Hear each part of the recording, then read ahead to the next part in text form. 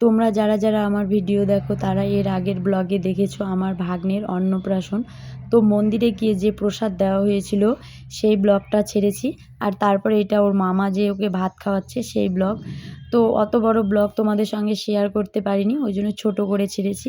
ঠাকুরের প্রসাদ খাওয়ানো একটা, আর এদিকে বাড়িতে এসে মানে মামা যে ভাত খাওয়াচ্ছে সেইটা।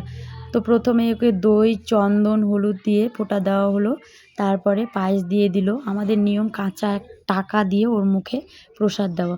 তা ও তো এখনও ততটা খেতে শিখেনি, সব কিছু একটু করে ছুঁয়ে ছুঁয়ে ওর মুখে দেওয়া হয়েছে। তারপরে আমার ভাই ওকে আশীর্বাদ করলো।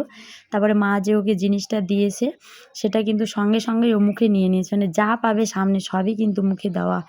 তারপরে এখানে আমাদের নিয়ম যে খাতা, কলম, একটা মাটির ঢেল, টাকা ওর সামনে থালাতে করে ধরা হবে। ও কি ধরে সেটাই দেখার পালা, মানে এইটার নিয়ম বোঝায় কি ও বড় হয়ে কি হতে চায়। তো জানি না সেটা সঠিক না ভুল। তো ও প্রথমেই কিন্তু একটা টাকা ধরেছে, তারপরে ওই মাটির ঢেল ধরেছে, তারপরে কলম ধরেছে। তো তারপরে সবাই এখানে আশীর্বাদ করছে। তো আমার গলাটা ভাগ্নের মানে অন্নপ্রাশনের দই খেয়ে একটু গলাটায় অন্য মতো হয়ে গেছে। তো তোমরা কিছু মনে করো না, দই খেলে আমার এরকম হয়। তো তোমরা ওকে আশীর্বাদ করো ও যেন ভালো থাকে, সুস্থ থাকে।